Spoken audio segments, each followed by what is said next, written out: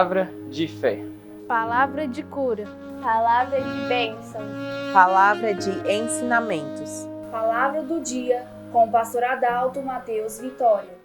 Veja Paulo falando aqui aos Romanos capítulo 6, versículo 1 e versículo 2. Que diremos, pois? Permaneceremos no pecado para que a graça abunde? É uma pergunta. Onde há habita o pecado, superabunda a graça. Aí a proposta da mente carnal é essa. Então, quero viver na superabundante graça, eu vou deixar o pecado abundar em minha vida. Livre vontade, você vai pagar o preço por te liberar a isso. Esse pecado que Paulo coloca aqui é aquele pecado involuntário que você pratica, que nenhum de nós damos conta de livrar dele. O pecado voluntário irrita a Deus, viu? É o pecado programado, é o pecado voluntário, irrita a Deus. O que Deus quer ver em nós é a involuntariedade de pecar. A graça não nos deixa permanecer no pecado, antes nos livra do poder do pecado. Quanto mais da graça de Deus você tiver em sua vida, graça quer dizer favor imerecido de Deus para conosco. Nós não merecíamos nunca ser perdoados, sabe? Porque a queda foi muito drástica lá em Gênesis 3. Adão saiu voluntariamente para ouvir Eva. Eva saiu voluntariamente, por livre vontade, para dar aquele passeio lá no Éden, para ter aquela conversa com a serpente, onde ela sofreu aquela rasteira e caiu na lama. Deus, que é rico em bondade, gente, não fala que Deus é ruim, não. Deus é maravilhoso demais, sabe? Deus deveria, pela lógica, pela razão, qualquer humano faria isso, nos riscaria e criava outra geração do barro, pegava outro montinho de barro lá e fazia outro Adão, outra Eva e fulminaria aqueles dois. Mas não, ele tentou regenerar a raça caída e até hoje ele está tentando regenerar esta raça de Adão caída. Por quê? Porque ele é bom, ele é maravilhoso, sabe? Ele está tentando me regenerar, te regenerar, sabe? Então, ele envia graça, ele envia favor, o Calvário, o sangue de Cristo. No Calvário, aquele sacrifício não é nada mais, nada menos do que o favor de Deus estendido a nós, graça, que é favor imerecido. Aí então Paulo nos puxa a orelha aqui em Romanos 6, versos 1 e 2, que diremos, pois? Permaneceremos no pecado para que a graça abunde? Aonde abunda o pecado, superabunda a graça. Então eu vou permanecer no pecado para ter superabundância de graça.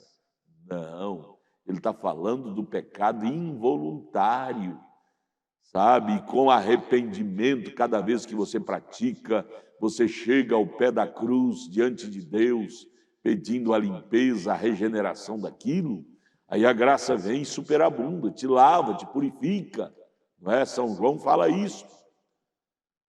Aí ele mesmo responde, de modo nenhum.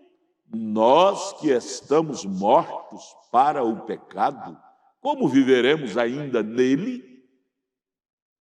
Quando você entra em Cristo, aquela natureza má que você herdou pelo primeiro nascimento, vindo de seu pai, de sua mãe, ela sai de você e produz então a entrada de você em alma e espírito em Cristo. Produz em você, João 3,3, um novo nascimento espiritual, sabe? Uma nova natureza interna em você. E ao entrar em Cristo, você troca de natureza, não troca de carne, de físico. Esse físico é a morada do nosso espírito, é a morada da nossa alma. Ele vai continuar, ele veio do pó, vai voltar ao pó, sabe? Ele é um templo. Antes era um templo do pecado. Quando você entrou em Cristo, passa a ser o templo de Cristo, a morada de Cristo. Mas esse templo, esta morada, não é para sempre. Nós vamos trocar ela. Davi fala no Salmo 90 que muitos chegam a 70, outros passam um pouquinho de 70 com câncer enfado. Esse templo, essa carne. Vamos trocar ela, uns mais cedo, outros mais tarde, mas vamos trocar ela. No outro templo é que teremos o original que Adão teve antes do pecado. Templo não mais com glândulas despertadas, as quais Adão e Eva deixou a serpente despertar neles. Esse outro corpo que vamos ter será tal como Adão teve, sem glândulas incorporada, despertada nela. Está escrito em 2 Coríntios, capítulo 5, quando esse corpo baixar a sepultura, já temos um feito não por mãos, por sexo, não, mas feito pelas mãos de Deus, como ele fez o Adão lá no princípio, sem essas glândulas despertadas. Lá sim, não teremos essa vulnerabilidade mais, mas aqui ainda temos, vivemos na vulnerabilidade desse corpo, das concupiscências, dos desejos desse corpo, dessa carne. Por isso você deve ser cheio do Espírito Santo. Você deve ser uma mulher cheia do Espírito Santo, porque o único poder que nos policia a nossa consciência 24 horas por dia é o Espírito Santo de Deus em nós. Sem o Espírito Santo você fica desprovido de guarda, desprotegido. E aí todo espírito errado te pega. Você fica no mundo da vulnerabilidade, todo pensamento errado te domina, todo espírito errado te governa. Você se torna um andarilho da vida, governado, uma hora vai para cima, outra hora para baixo, uma hora é usuário da droga A, outra hora é usuário da droga B, uma hora é da cachaça, outra é dos tabagismo, outra hora é da prostituição, que é tudo droga, droga, droga, que mata. Você precisa incorporar nesse corpo seu uma nova natureza, uma nova regência, um novo domínio, um novo reino, um novo espírito. E este deve ser o Espírito Santo. Pense nisto, menina, menino. Você está crescendo e você já está se escorregando da originalidade. Você vai parar em um centro de prostíbulo, menina, se você continuar a dar água para essas concupiscências más que a sua carne lhe pede. Você vai parar no latrocínio, atrás das grades, menino, se você continuar dando água para essas concupiscências más que a sua carne lhe pede e seus amiguinhos lhe influencia lá na faculdade, na sala de aula. Ama-te a ti mais um pouco. Você não está te amando. A Bíblia disse que nós devemos amar os outros como amamos a nós. Você está amando mais os conselhos errados dos seus amigos do que você mesmo. A Bíblia te condena. Ela diz que você deve amar a si como ama os outros. Você está muito educado com o que os outros falam, te aconselha. E você não está te amando, lhe protegendo, lhe tendo força para dizer não para tais conselhos errados que você está tendo lá na sala de aula, na faculdade, no trabalho, na rua. Ou você não está tendo o amor que a Bíblia ensina. Amar a si mesmo, amar os outros como você ama a si mesmo.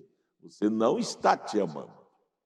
Depois, quando você estiver na sarjeta da vida, esses coleguinhas que está te induzindo ao pecado, vai te chutar, vai te criticar, vai falar mal, pôr seu nome nas manchetes, sabe? cuida de você. Você tem que saber disso. Há somente duas pessoas na terra que interessam realmente pelo seu bem-estar. Somente duas. Uma é você e a outra é Deus. Ninguém mais interessa tanto como essas duas pessoas. E essas duas pessoas têm a sua vida na mão delas.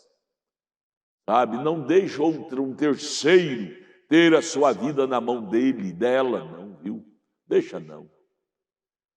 A sua vida deve estar na mão destas duas somente. Duas pessoas, você e Deus. Não entregue na mão de outro. A pior desgraça que aconteceu na terra, a pior catástrofe que aconteceu na terra foi quando o primeiro homem, a primeira mulher, colocou a sua vida na mão de um terceiro. Foi quando esse terceiro desgraçou com a vida deles e até hoje a humanidade sofre as consequências daquilo. Eva, ao invés de deixar a vida dela, o destino dela, a alma dela, o corpo dela, na mão, na proteção dela e de Deus, ela deixou que a serpente tomasse um terceiro lugar na vida dela. Pior desastre que aconteceu na vida, pior prejuízo que aconteceu na vida humana com a humanidade, foi quando o humano colocou sua vida na mão de um terceiro.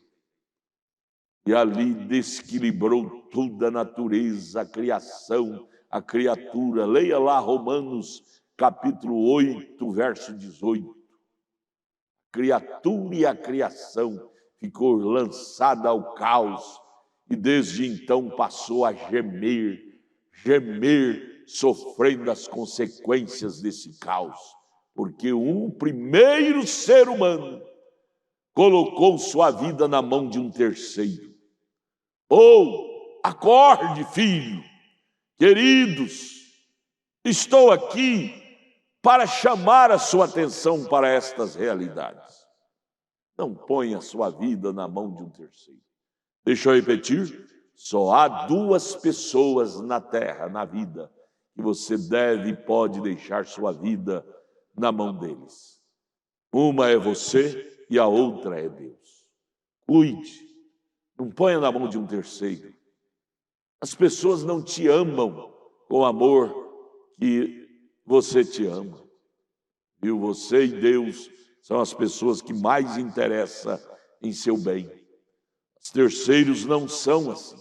Eles te amam com amor filial e não com amor ágape. Amor filial é o amor humano, de humano para humano. É um amor interesseiro, toma lá da cá. O amor ágape é o amor verdadeiro, sabe? Pense nisso. Entre em nossa página. Todos os nossos cultos são transmitidos ao vivo através de nossa página, aqui na internet, tabernaculodafebrasilia.org.br. Acesse essa página, pegue o endereço de nossas igrejas, temos aqui em Taguatinga Norte e ali no entorno de Brasília, no Novo Gama, o bairro Pedregal. Pegue o endereço, vai lá, leve sua família para ser ajudado. Tudo o que queremos é te levantar para você ser um grandão, uma grandona, cheia de força de Cristo em você. Abraço, Deus te abençoe.